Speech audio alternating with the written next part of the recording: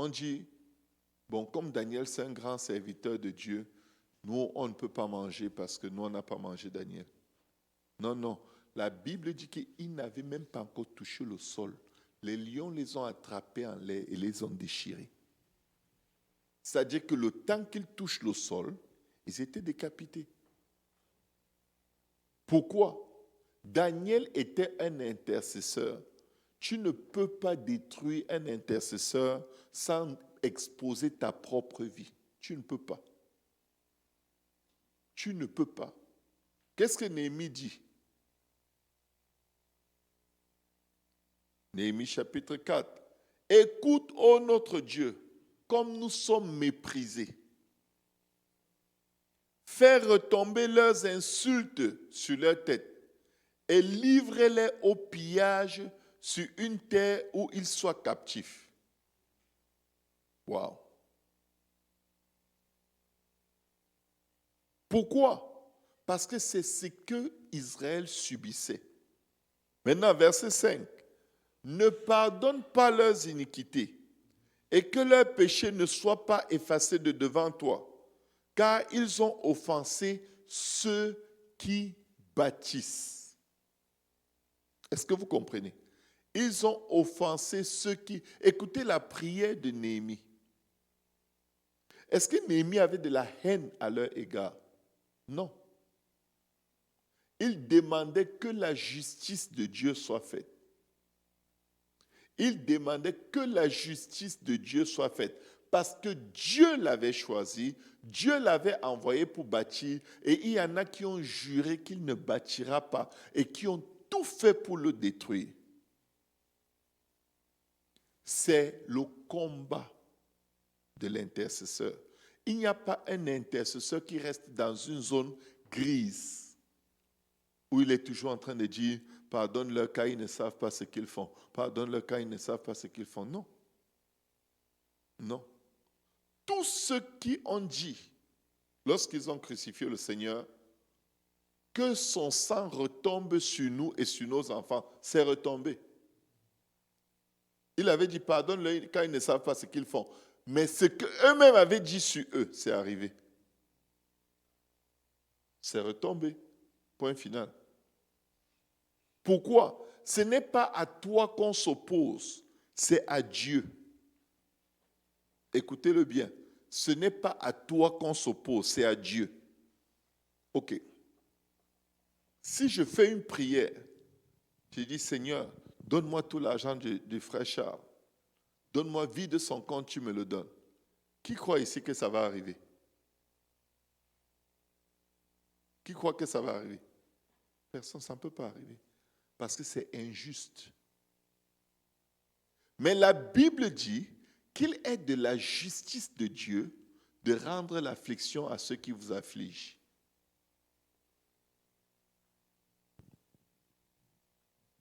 C'est écrit, non? Ou c'est moi qui écris? Je n'étais pas là. Hein? Quand j'ai lu ma Bible, c'est ce que j'ai vu. J'ai vu que le Seigneur dit dans sa parole que lorsqu'il ne punit pas le méchant endurcit encore son cœur et il fait encore plus de mal. Néhémie était un intercesseur. Il intercédait pour lui, pour son peuple, pour la maison de son père, pour toute sa nation, pour la restauration divine. Et quand il a été envoyé bâtir, arrivé là-bas, c'était plus ce genre de prière qu'il faisait. Pourquoi il était maintenant au milieu de ceux qui se réjouissaient de leur destruction, ceux qui veillaient à ce que leur vie reste une misère, une ruine, une limitation. Sa prière a changé. Un intercesseur doit connaître qu'il y a un temps pour embrasser et il y a un temps pour repousser les embrassades. Il y a un temps pour la paix, il y a un temps pour la guerre. Parce que quand tu fais de l'intercession, tu entres dans le combat spirituel. Ça là, il n'a pas pris une épée pour aller se battre avec eux. Mais c'est par l'esprit, c'est-à-dire par le moyen de la prière, qu'il est allé leur répondre. Et c'est ça qu'on appelle le combat spirituel. Parce que c'est d'esprit à esprit. N'oubliez pas, Qu'est-ce qu'il dit? Écoute notre Dieu comme nous sommes méprisés. Quand on te méprise, c'est des esprits qu'on envoie après toi. Un esprit de mépris te casse le moral. Est-ce que quelqu'un ici a déjà été méprisé? Tu as sauté de joie? Non, tu as été abattu. Quand tu as l'esprit abattu, tu es anéanti. Il l'a amené devant Dieu. Il dit, regarde le mépris. Quand on a fouetté les apôtres, qu'est-ce qu'ils ont dit? Maintenant, Seigneur, permets-nous, vois leurs menaces, et permets-nous d'annoncer ta parole avec pleine assurance en étendant ta main pour qu'il se fasse des guérisons, des prodiges et des miracles au nom de ton saint serviteur Jésus. Ils sont entrés dans une prière pour demander un autre niveau de démonstration de la puissance de Dieu. Ils ne sont pas restés là pour dire, oh Seigneur, pardonne-leur quand ils ne savent pas ce qu'ils font. Non, il y a un défi, il faut prendre le défi. Il faut que Dieu montre qu'il est vraiment là. Parce que s'il ne montre pas, les problèmes ne peuvent pas s'arrêter. L'ennemi ne change pas de cœur sans avoir vu Dieu agir d'une façon radicale. Amen. Un intercesseur doit comprendre qu'il n'est pas dans la garderie. Ce n'est pas la garderie. Vous ne partagez pas les jouets avec les fils du diable, avec ceux qui s'opposent à la connaissance de Dieu. Vous êtes en guerre. À la guerre, on ne prie pas pour l'adversaire.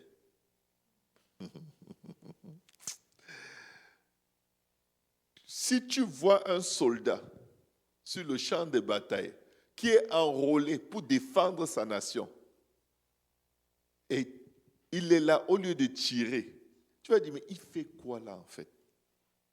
On est en train de tirer sur vous. Tu pries pour eux pour qu'ils fassent quoi? Pour qu'ils vous tuent tous? Ou pour qu'ils deviennent, ils changent de nationalité pour être... Ça ne marche pas, c'est la guerre. Quand c'est la guerre, c'est la guerre. La guerre, ce n'est pas un buffet. La guerre, c'est il y a des gens qui doivent vivre et il y a des gens qui doivent disparaître. Sinon, ce n'est pas la guerre. La guerre spirituelle, c'est pareil. Dieu dit dans sa parole que Jésus-Christ a été manifesté pour détruire les œuvres du diable. Pas pour prier pour le diable. Pas pour intercéder pour que le diable se convertisse. Détruire. Il est venu détruire. Le Seigneur Jésus dit, je ne suis pas... Croyez-vous que je sois venu apporter la paix? Il dit, non, je ne suis pas venu apporter la paix, je suis venu apporter l'épée. Est-ce qu'on est dans les Écritures? Ce n'est pas de la haine. Si tu as atteint du cancer, si tu as une tumeur, on t'opère, on coupe. Est-ce qu'on te fait du mal? On enlève le cancer. Le Seigneur dit, si ton œil est pour toi une occasion de chute, enlève-le. Enlève-le. Ça ne peut pas marcher. Que tu continues d'utiliser ces yeux pour plonger ton regard dans les ténèbres, et tout ira bien. Tu vas détruire tout ton corps.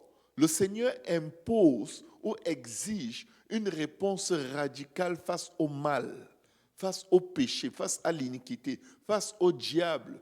Il n'y a pas de... Ce n'est pas un chat. Il est un lion qui rôde cherchant qui va dévorer. Il dit, je marcherai sur le lion et sur l'aspic. Pas que je prierai pour le lion et pour l'aspic. Je foulerai le lionceau et le dragon. L'intercesseur doit savoir, tu pries repentance, repentance. Tu intercèdes, pardonne les péchés de mon peuple, de ma famille, de mes frères, de mes sœurs. Pardonne, pardonne, pardonne. Il y a une autre phase. Que sur la tête de ceux qui m'environnent retombe l'iniquité de leurs lèvres. Parce que tous les êtres humains ne sont pas fils de Dieu. Ils sont créatures de Dieu. Et le Seigneur a dit depuis le jardin, que la descendance du serpent mordra le talon de la descendance de la femme. Il y a 2 descendances sur la terre qui sont dans une guerre radicale. Quand je regarde, je ne suis pas très politique, mais quand je regarde la politique des États-Unis, tu vois qu'il y a 2 races humaines sur la terre.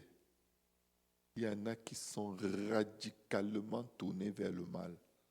La dépravation, ça dit qu'on dirait qu'il n'y a plus d'humanité en eux. Et il y en a qui ne savent pas vraiment. Est-ce qu'on devient ferme comme eux? Non, il faut aller doucement. Et ils sont écrasés. Ils sont écrasés. La société se gâte comme ça parce que l'Église ne prend pas sa place. Parce que c'est à l'Église que Dieu a donné la domination sur toute la création.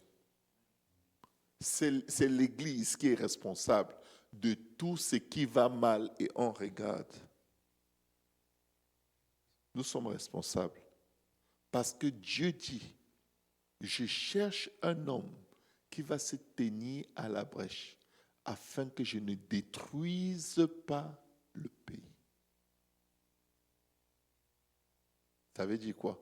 Que nous pouvons tout changer. Nous pouvons tout changer. Une fois, je parlais avec la sœur Ruth Graham, il y a peut-être 10 ans de cela. Je crois que c'est Obama qui était président à l'époque. Et ils étaient en train de vouloir passer des lois. C'était au début où on voulait passer des lois LGBT, des trucs très radicaux dans la dépravation Sodome et Gomorrhe. Je lui disais, on ne peut rien faire. Elle me dit, non, on peut faire quelque chose. J'ai eu un choc. Elle là, tu lui dis que les politiciens font quelque chose et nous, on ne peut rien faire. Et en fait, elle m'a réveillé. Ça fait plus de 10 ans. C'était la seule conversation que j'ai eue avec elle et je n'ai jamais oublié. Nous pouvons faire quelque chose. Un intercesseur ne doit jamais douter. Avec Dieu, tu feras des exploits. Et quand tu es un intercesseur, tu vas fâcher des gens. Lorsque Sanballat apprit que nous rebâtissions la muraille, il fut en colère et très irrité. Ça, c'est la chose la plus normale à laquelle tu dois t'attendre. En réalité, si ça n'irrite personne, il faut que tu te poses la question. Est-ce que je suis vraiment en train de mettre le feu là où il faut? Tu vas irriter les gens. Tu vas irriter les gens. Parce que les Sanballat et les Tobija, ils vivaient déjà dans une zone de confort avec la misère du peuple de Dieu. Mais là, apprendre qu'ils vont redevenir, ils vont être délivrés, ils vont avoir des maisons, ils sont comme, wow, regardez les questions qu'ils posent. À quoi travaillent ces Juifs impuissants? Les laissera-t-on faire? Sacrifieront-ils? Ils ont peur que le sacrifice recommence. Regardez. Vont-ils achever? Ils ont peur que ça devienne quelque chose de solide. Redonneront-ils vie à des pierres ensevelies sous des monceaux de poussière et consumées par le feu? Ils ne veulent surtout pas voir de retour. Ils ne veulent pas voir de rétablissement. Tel que tu es là, reste calme, c'est ta place, c'est bien comme ça. L'intercesseur doit rejeter le statu quo. L'intercesseur doit s'insurger contre tout ce à quoi on est déjà habitué, qui ne va pas. Un intercesseur doit détester les maladies. Tu dois haïr la maladie de tout ton être. Si tu ne haïs pas la maladie, tu ne peux pas guérir les malades. Parce que tu dois ressentir la douleur de quelqu'un qui est malade, avoir une compassion qui te déchire le cœur, de sorte que quand tu te dis, tiens devant Dieu, tu dis, oh Dieu, touche-le, que ce soit du fond du cœur. Ton cœur doit être impliqué dans ton intercession, pas les paroles simplement, mais il faut qu'il y ait ton cœur, un esprit abattu, un esprit abattu, un cœur brisé comme Néhémie. Il marchait avec ce fardeau de rebâtir et Dieu lui a fait trouver grâce.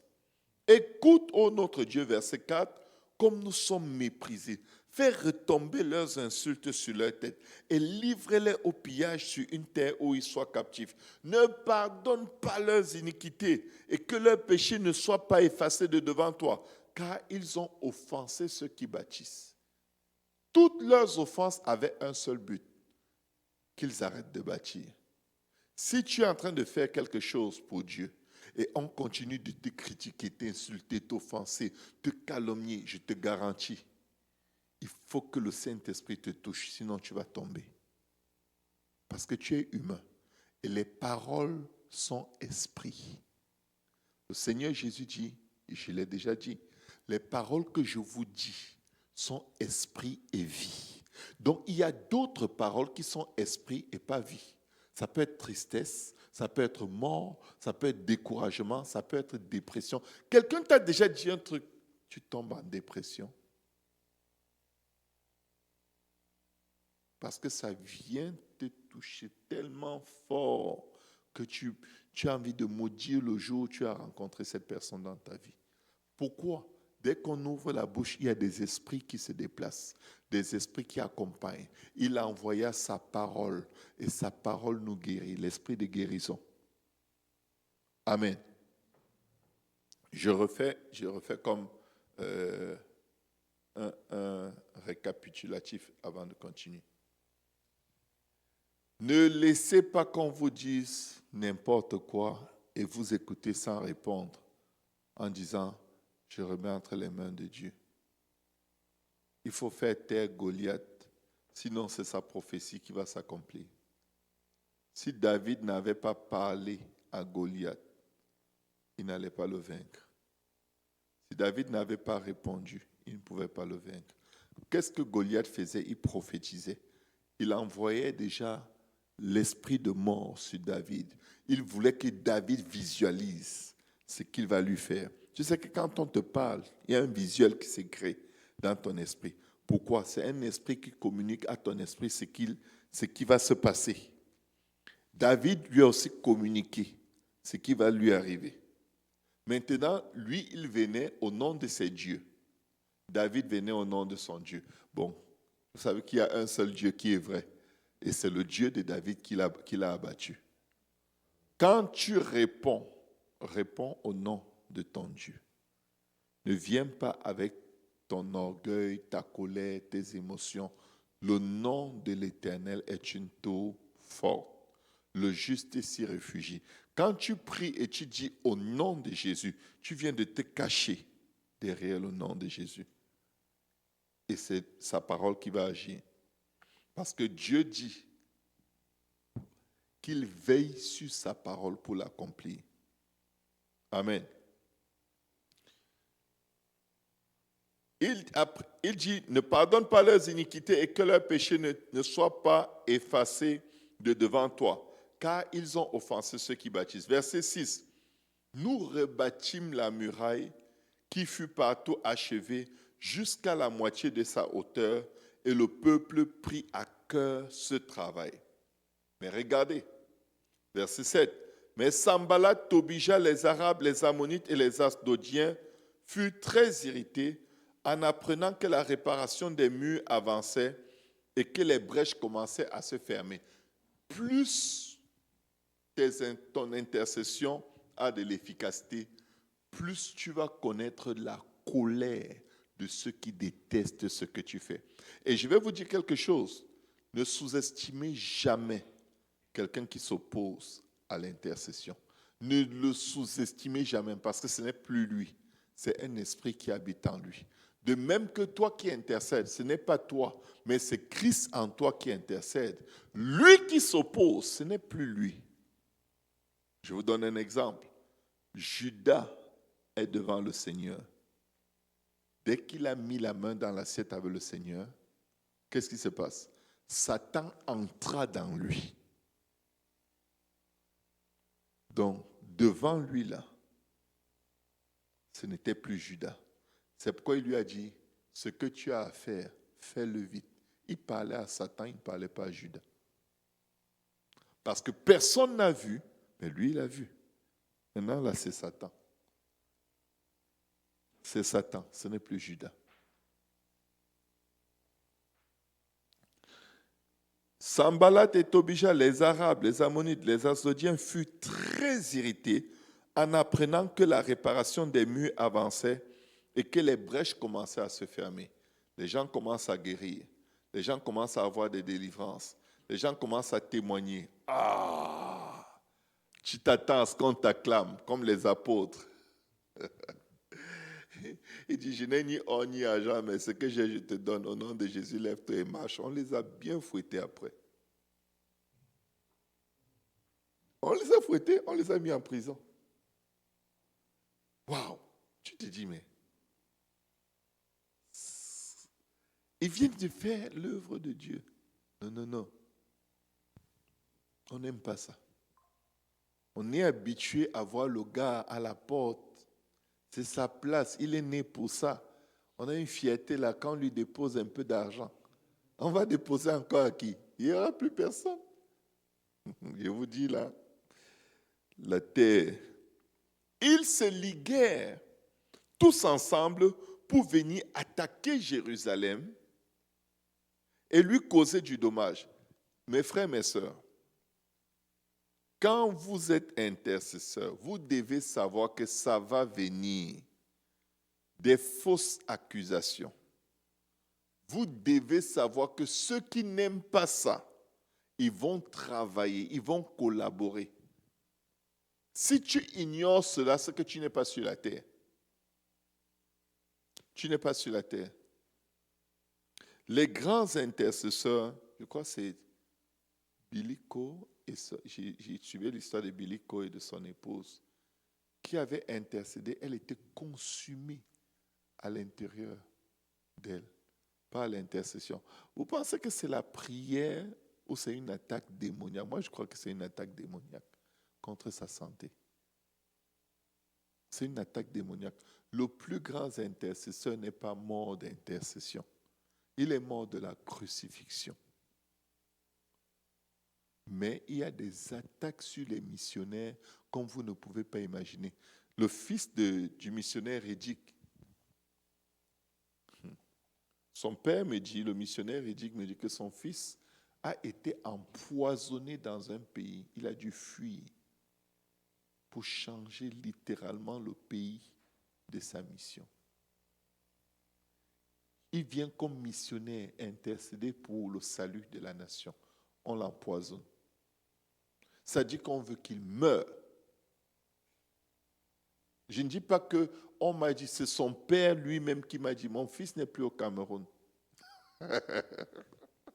Seigneur. Aïe, aïe, aïe, aïe, aïe, aïe. Il dit, ils se liguaient tous ensemble pour venir attaquer Jérusalem et lui causer du dommage. Nous priâmes notre Dieu et nous établîmes une garde jour et nuit pour nous défendre contre leurs attaques. Un intercesseur doit être conscient qu'il doit se défendre contre les attaques. Si tu ne te défends pas, on va t'achever. On va te détruire. On va tisser des histoires incroyables. Incroyables. Des histoires, et ça fait du sens, hein, parce que derrière cela se cachent des esprits qui propagent une diffamation d'un niveau très élevé. Quand vous lirez l'histoire de Néhémie, si vous avez l'occasion de lire tout le livre de Néhémie, vous allez voir des coups bas vraiment montés de toutes pièces, des racontages, des mensonges, des désinformations. C'est-à-dire toute une entreprise, toute une organisation qui ne voulait pas voir Jérusalem restaurée. Il y a des gens qui ne veulent pas entendre que Dieu t'a délivré du diabète, du cancer. Ils ne veulent rien savoir de ça. Rien.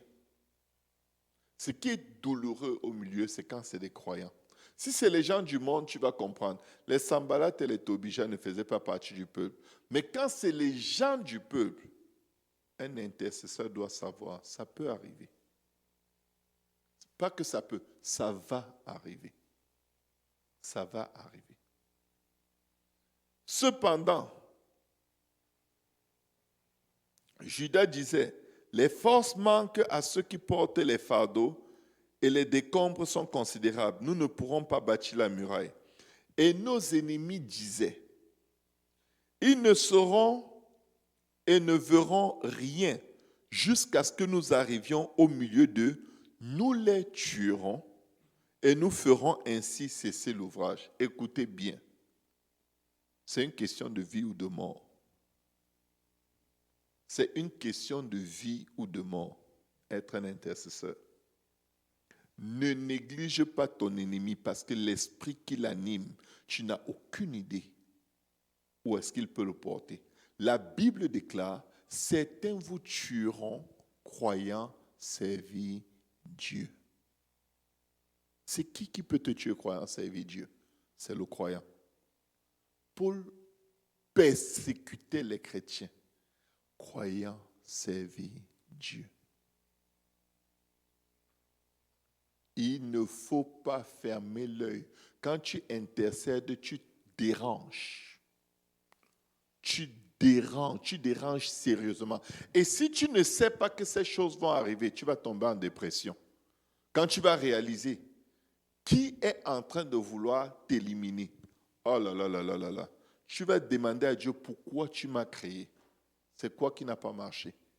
Pourquoi moi?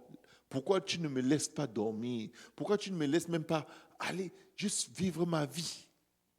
Pourquoi tu m'as appelé? David dit, je crois dans le psaume 35, ce n'est pas ce qui m'a... Attends, il dit quelque chose comme... Attendez un peu, il faut que je vous lise la phrase. Cette phrase m'a toujours intrigué jusqu'à ce que je passe par certaines choses et je comprends. J'ai dit, oh là là, oh là là là là. Il dit, regardez, de faux témoins s'élèvent. Ils m'interrogent sur ce que j'ignore. Ils me rendent le mal pour le bien. Mon âme est dans l'abandon. Et moi, quand ils étaient malades, je revêtais un sac. J'humiliais mon âme par le jeûne. Je priais la tête penchée sur mon sein. C'est-à-dire qu'il était l'intercesseur de ces gens. On est dans le psaume 35, versets 12, 11 et 12. Il dit, je priais la tête penchée sur mon sein, comme pour un ami, pour un frère. Je me traînais lentement comme pour le deuil d'une mère. Je me courbais avec tristesse.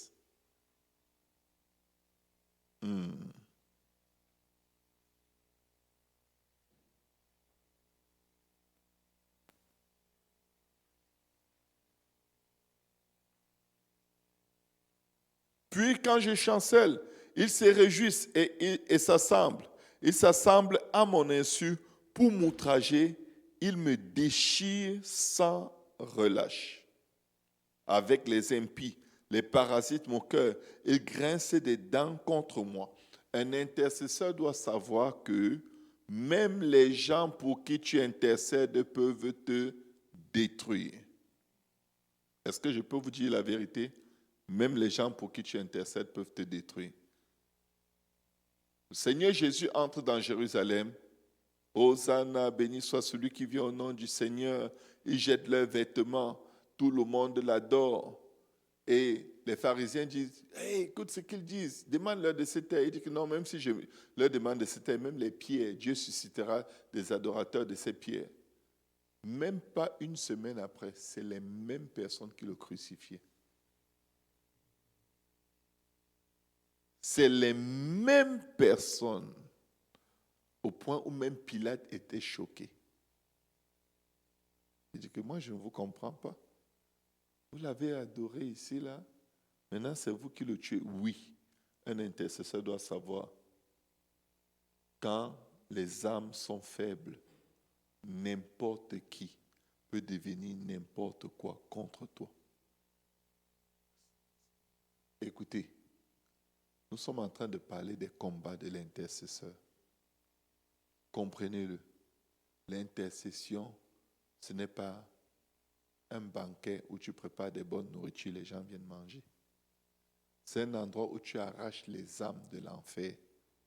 C'est un endroit où tu arraches les âmes de la main de leur ancien maître qui profitait d'eux. C'est un endroit où tu délivres des gens des esprits de python. Et leurs maîtres qui font de l'argent sur eux ne vont pas t'aimer.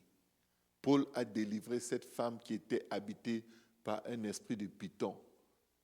On l'a félicitée avec des coups de fouet. On l'a tabassée et on l'a mis en prison. Est-ce que vous comprenez? C'est ça la vie d'un intercesseur. Et cette vie a tellement déplu à Jérémie qu'il a dit, je ne parlerai plus de toi. Parce que tout ce qui sortait de sa bouche était sujet à de grandes tribulations. Il dit qu'il a décidé de ne plus parler de Dieu. En tant qu'intercesseur, tu peux être tellement frustré que tu veux abandonner la foi. Tu veux abandonner l'église, tu veux abandonner le ministère, tu ne veux plus rien savoir de personne. Tu veux littéralement démissionner de tout ce qui est Dieu et de tout ce qui est église. Oui, tu auras ce sentiment très fort en toi et même assez souvent. À moins que tu sois vraiment immergé. Peu importe à quel point tu es immergé, tu vas connaître des angoisses et beaucoup de douleurs. Et nos ennemis disaient, ils ne sauront et ne verront rien. Il y a toujours quelqu'un qui planifie quelque chose contre un intercesseur. La Bible dit que Satan rôde comme un lion, cherchant qui va dévorer. Quand tu commences à intercéder, tu deviens la cible d'un esprit qui contrôlait ceux que tu es en train d'arracher des ténèbres. Quand j'ai eu ma licence locale, Pasteur Graham me disait, tu vas voir, ça va changer. J'ai dit non, pasteur, on fait déjà le travail, c'est la même chose. La licence, si pasteur Kaosé ne m'avait pas demandé, j'aurais même jamais demandé. Puisque l'important est que les âmes soient gagnées, qu'on travaille. Il a dit, ça ne sera pas la même chose. J'étais comme, ok, bon. Vous savez, quand un ancien parle, tu crois que tu connais. Le jour même où j'allais avoir ma licence, dès que je suis arrivé quelque part sur la route, pneu de la voiture à terre, pouf, comme pour dire bienvenue. Ça ne fait que commencer. Après, c'était une autre vie. J'ai rencontré Pasteur Graham, je lui ai dit, tu as raison, ce n'est pas la même chose. J'ai commencé à avoir des problèmes que je n'avais jamais vus. Des attaques que je n'avais jamais vues. Pourquoi? Tu es officiellement déclaré comme engagé dans une armée qui va combattre le diable jusqu'à la fin de tes jours. Et il a reçu ta promotion, l'information de ta promotion. La Bible dit que lorsque les Philistins apprirent que David avait été un roi, première réaction, on va le combattre. Quand il n'était pas un roi, c'est un petit vagabond. Il fait quoi là? Ils l'ont même hébergé. Hein? Il est où? Il est quoi? Il est roi? Non, ce n'est pas la même chose. Il est un roi. Il faut qu'on le détruise. Or, les Juifs qui habitaient près de 10 fois nous avertirent de tous les lieux d'où ils se rendaient vers nous. Un intercesseur a besoin des indicateurs. Je te dis, si tu n'as personne pour couvrir ton arrière, tu vas te faire détruire facilement. Peu importe l'onction qui est sur toi, peu importe ta prière, tu as besoin des gens que Dieu va susciter pour te dire, fais attention, ne va pas là-bas. Ne va pas dans cette réunion, ne va pas dans ce service, ne va pas dans cette maison, ne va pas à tel endroit. Un jour, j'étais dans ma voiture, j'allais quelque part prier pour une personne. Sur la route, l'Esprit de Dieu me demande, tu vas où? J'ai dit, mais Seigneur, il dit, tourne ce volant, tu rentres chez toi. J'ai senti comme si c'était pour me dire, c'est ta dernière chance.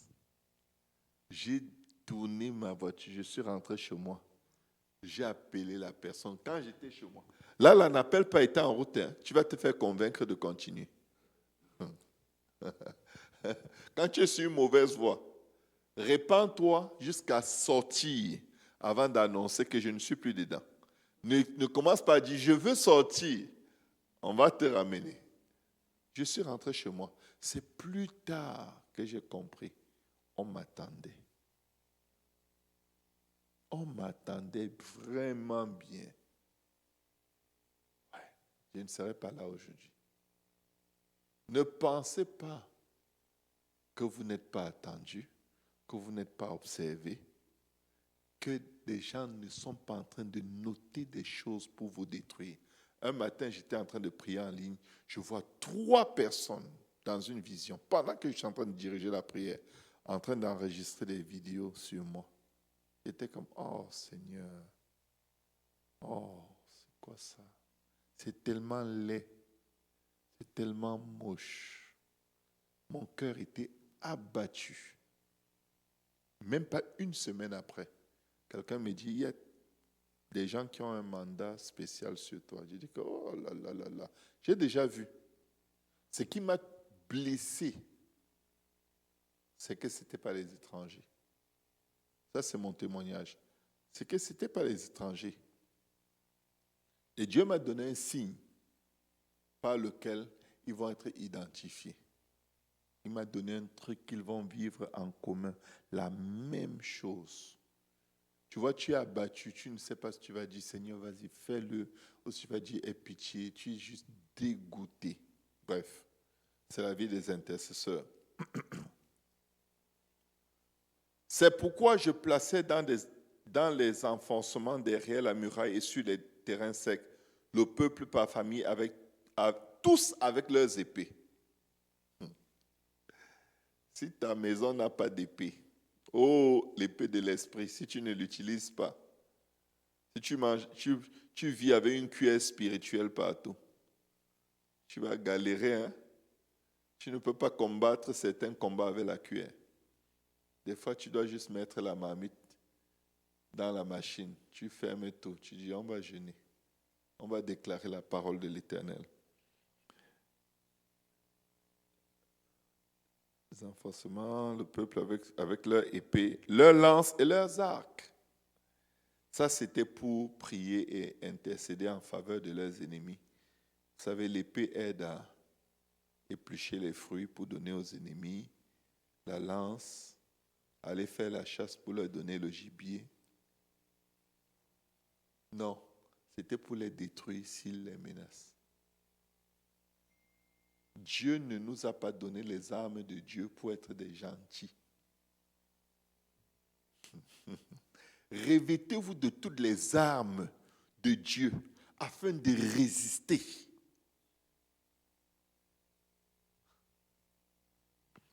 Je regardais et m'étant levé, j'ai dit aux grands, aux magistrats et au reste du peuple, ne les craignez pas. Souvenez-vous du Seigneur grand et redoutable et combattez. Pourquoi un intercesseur combat? Pourquoi le combat spirituel?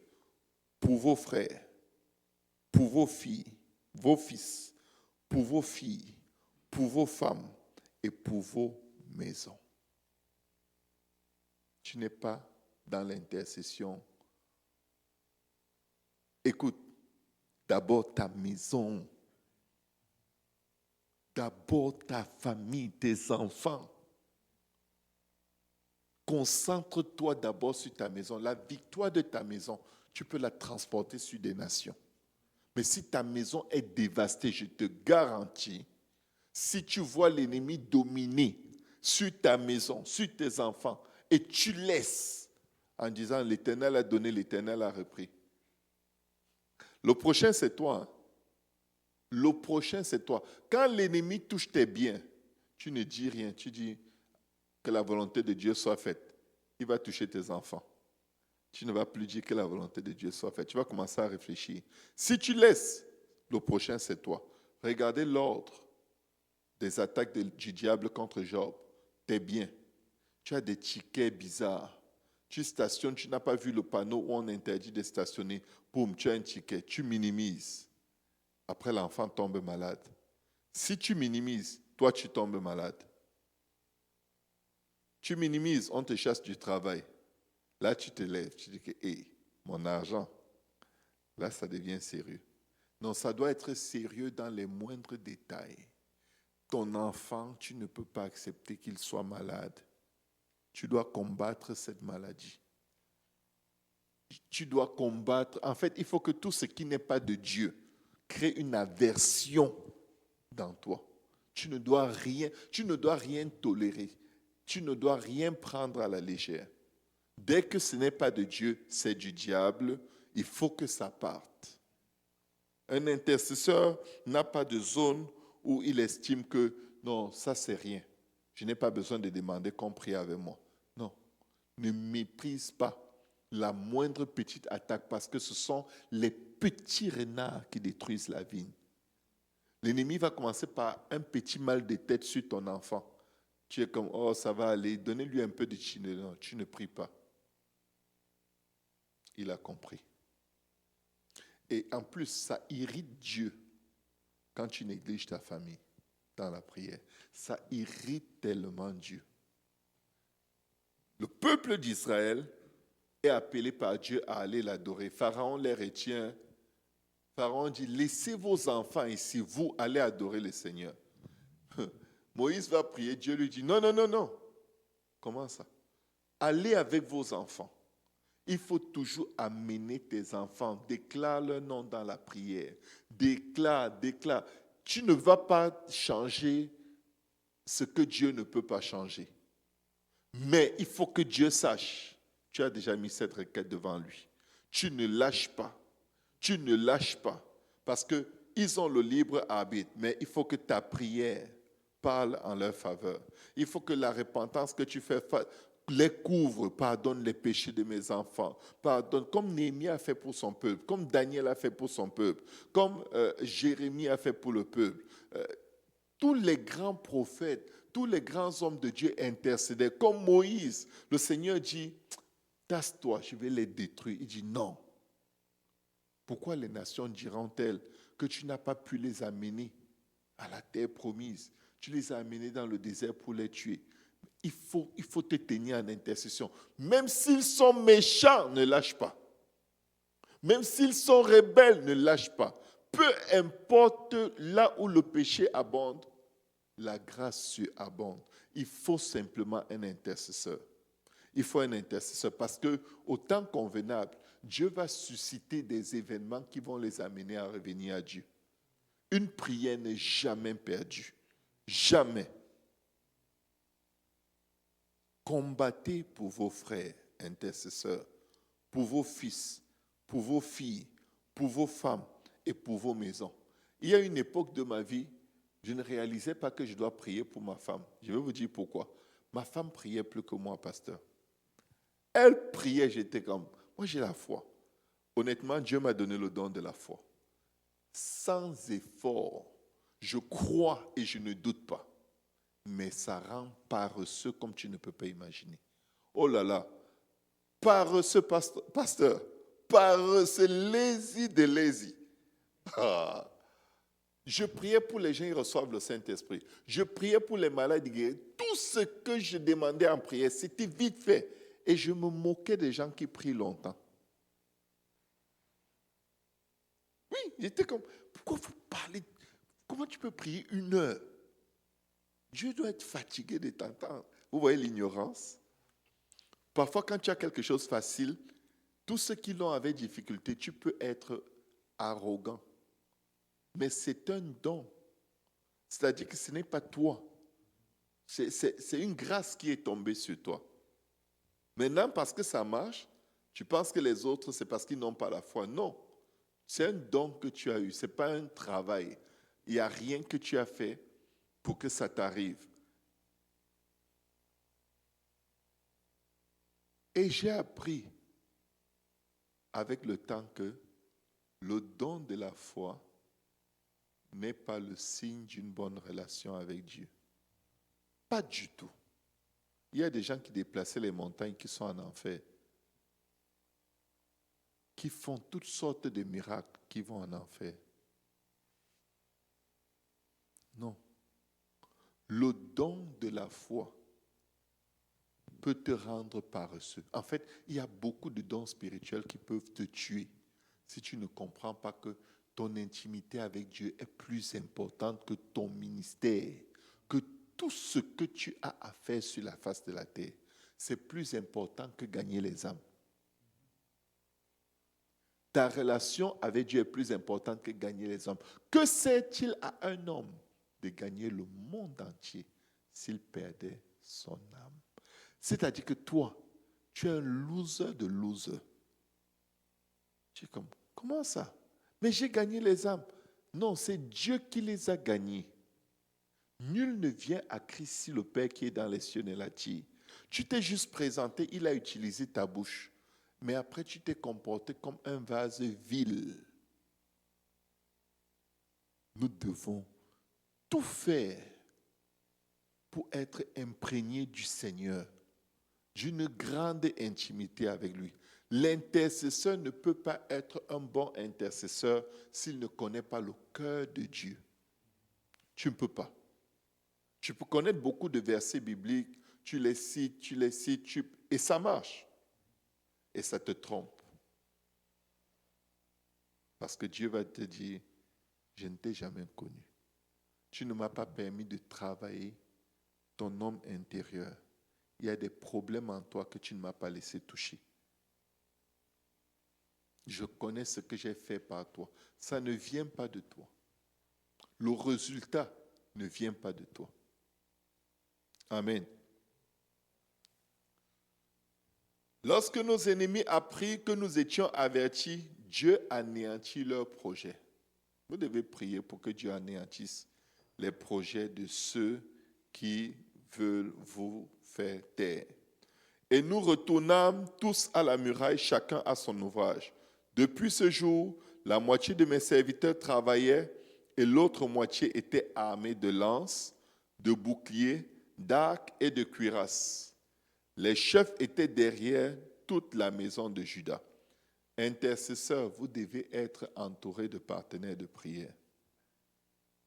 On a besoin de gens qui prient pour nous. Pasteur Achille, je n'ai pas de plus grand de grâce que ceux qui prient pour moi.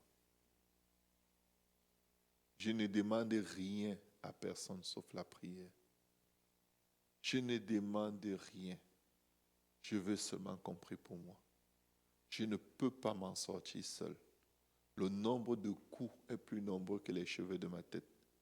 Le nombre d'oppositions et d'adversités, c'est plus nombreux que les cheveux de ma tête. Ça a l'air facile. Ce n'est pas facile. Je me rappelle un matin, je me suis énervé quand mon réveil a sonné. J'étais fatigué, j'ai dit à Dieu, je ne prie plus. Que chacun se débrouille. Parfois, je suis là, je prie, les gens dorment. Que chacun prie pour lui-même. Je ne suis plus là, Seigneur. J'ai mis la couverture, j'ai dormi. J'ai eu un coup de poing ici. Boum! J'ai sursauté. J'entends, lève-toi, les nations attendent. La terreur qui m'a saisi ce jour-là. J'ai dit, Seigneur, il n'y a que toi qui vas me faire arrêter de prier le matin. Je suis vendu, c'est fini. Physiquement, pas une fois. J'ai vécu ça au moins 3 fois. Frappé sur le côté. Boum, lève-toi. Je regarde. Je crois que c'est ma femme. Elle n'est même pas dans la chambre. Parce qu'elle se lève encore plus tôt. Souvent à 2 heures, son sommeil est fini. Elle sort. Elle va au sous-sol. Elle intercède toute la nuit. C'est vers 4 heures du matin, 5 heures, quand je me réveille, que je la vois entrer dans la chambre. Je dis, mais tu étais sorti? Elle dit, oui, mais tu voulais que je te réveille? J'ai dit, Il fallait quand même me dire, mais il faut que je te réveille pour te dire, je n'aimerais pas que tu sois à ma place. Elle, son sommeil, c'est comme si elle a une horloge juste avant mon horloge. Dieu veut qu'on intercède. Même si tu n'as pas de micro pour prêcher, tu as le lieu secret. Tu peux être plus puissant que 100 prédicateurs qui prêchent. Parce que tu fais exactement ce que Dieu attend de toi. Ce n'est pas la performance, c'est entendre la voix du Seigneur et le suivre. S'il te dit, viens prier, oublie le reste du monde. Mets ton téléphone en mode avion. Coupe les notifications. Perds-toi dans le Seigneur jusqu'à ce qu'il te dise, c'est bon, tu peux partir. Et ça, ce n'est pas facile.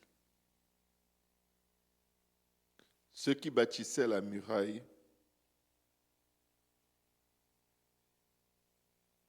et ceux qui portaient ou chargeaient les fardeaux travaillaient d'une main et tenaient une arme de l'autre. Ne l'oubliez jamais. L'intercession ne t'empêche pas d'œuvrer, de faire beaucoup d'autres choses. Tu peux intercéder et combattre.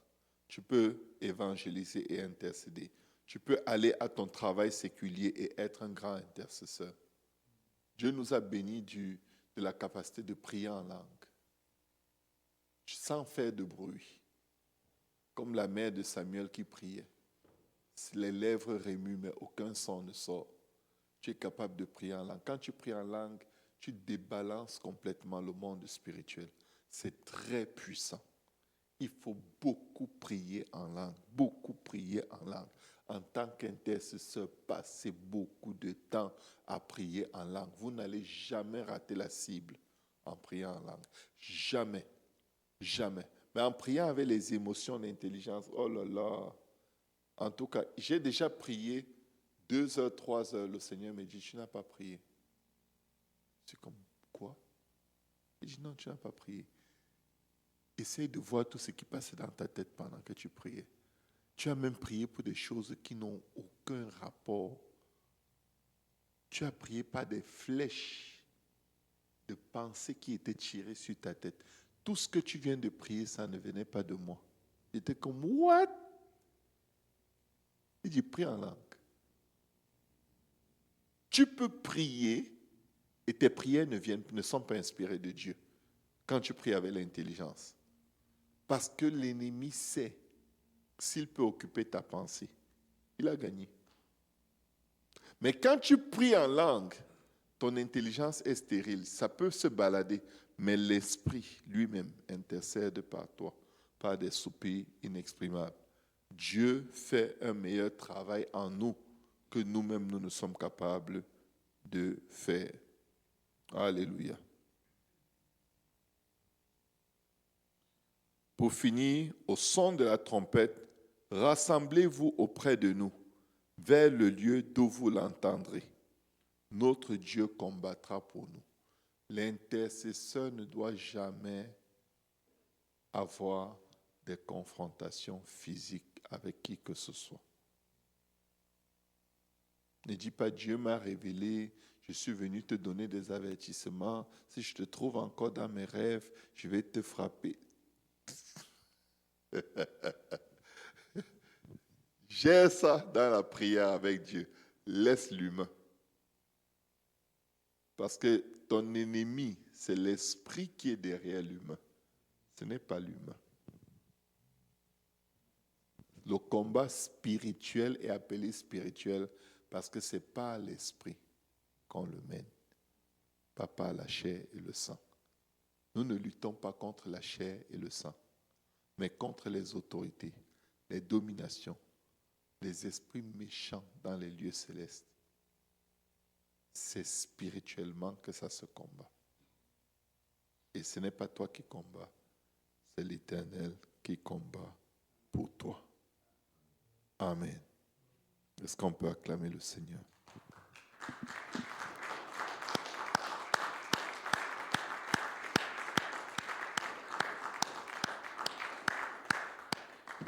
Est-ce qu'on a des questions?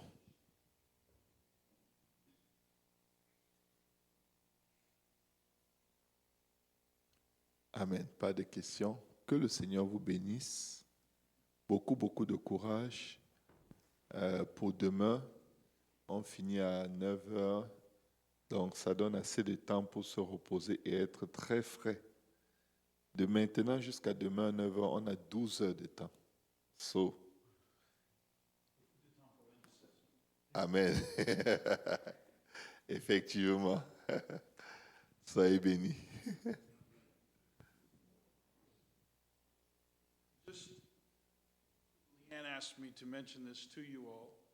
Liane m'a demandé de vous dire ceci à We tous. all have different gifts. Hers is administration and reminding. Nous avons des dons différents et son don à elle, c'est l'administration et les rappels. Some of you may not have been mindful of your essays that are due. Certains d'entre vous ont peut-être oublié que leur essai était dû. We will be kind and considerate and compassionate. On va être gentil, on va en tenir compte et on va prendre cela en considération. And we will speak with the teachers. They're all actually here right now, other than Brother Charles. So Et on va parler avec les enseignants. Get it done. Faites vos devoirs, But don't worry about it between now and 12 hours that Pastor talked about. et ne vous inquiétez pas pour les devoirs de maintenant jusqu'à demain matin. D'accord? OK? La chose qui est importante maintenant, c'est d'avoir un temps de prière, un temps de sommeil et voilà demain la classe ensemble. Amen. D'accord? Donc, reposez-vous bien ce soir. Ne vous inquiétez pas. Ne retournez pas à la maison faire les devoirs. Laissez les devoirs pour après. Maintenant, reposez-vous jusqu'à demain pour être en forme. Amen.